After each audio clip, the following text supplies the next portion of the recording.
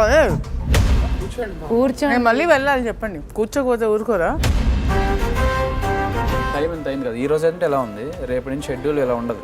నేను అక్కడ వచ్చి అరగంట కూర్చున్నాను, అప్పుడేం చేశారు మీరు? లేట్ అవుతుందో తెలీదా మీకు? ఒక నిమిషం, మీరు ఇలా మాట్లాడితే నేను వేరేలా మాట్లాడాలి. మామూలుగానే మాట్లాడండి. నేను అక్కడ వచ్చి 1/2 అవర్ కూర్చున్నాను కదా. హాఫ్ అన్ అవర్ ముందు కంటే మేము 2 hours. గుడ్ మార్నింగ్ సాంగ్ తర్వాత 15 minutes రెడీ అయ్యి నేను ఇక్కడికి వచ్చా. మీరు ఇక్కడ లేరు, అసలు కుకింగ్ టీం ఎవరు లేరు. నేను అందుకే చెప్తున్నాను, ఇప్పుడు గొడవ పడాలని ఎవరు చెప్పట్లేదు. కుకింగ్ టీంలో నేను ఒక్కదాన్నే లేదు, ఇంకా ముగ్గురు కూడా ఉన్నారు. మీరు మెయిన్ షెఫ్ అని నేను చెప్పినప్పుడు మీరు వాళ్ళకి చెప్తే వాళ్ళు చేస్తారు. మీరు కూడా మార్నింగ్ లేవగానే ఎంత రేషన్ ఏంటని అక్కడ పెట్టేసేయండి. వేరేగా మాట్లాడాల్సి వస్తుంది అంటే ఎలా మాట్లాడాల్సి వస్తుంది? మేము వచ్చి కూర్చోమని చెప్తే అవన్నీ కూర్చోకపోతే ఊరుకోరా అని అంటే అప్పుడు అన్నాడు. కానీ ఇలా మాట్లాడుతుంటే మళ్ళీ కూర్చోండి అంటే నిలబడి వినకూడదు. కూర్చోండి మ్యామ్ అనేది రెస్పెక్ట్. కూర్చోండి మేడం అంటే కూర్చోపోతే చెప్పవా అనే దాన్ని ఎటకారం అని అంటారు.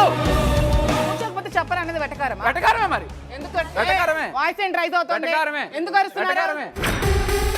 నేను ఇక్కడ గంట కూర్చున్నప్పుడు మీరు లేరు, కానీ నేను మీరు వచ్చినప్పుడు మాత్రం అందరూ వచ్చేయాలి. హలో, ఇక్కడ నిన్న మీరు చెప్పారు అట్లా వేయాలి, కర్రీ వేయాలని. సరిగ్గా మాట్లాడండి. సరిగ్గానే మాట్లాడండి. హలో ఏంటి? హలో కప్తే మాట్లాడండి. హలో కప్తే మాట్లాడండి. నేను గట్టిగా మాట్లాడు. ఇప్పుడు ఇదేంటి బీన్స్ వచ్చి మీరు గంట నుంచి చేస్తున్నారు, అయిందా బీన్స్ కొని? అవ్వకపోతే నాకేం చేయమంటారు? కూర్చొని వండాలి ఏంటి లోపల?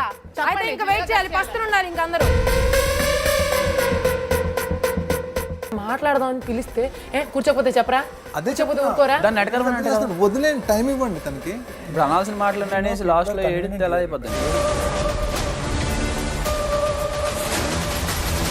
బిగ్ బాస్ 9 ఈ రోజు రాత్రి 9 గంటల 30 నిమిషాలకు.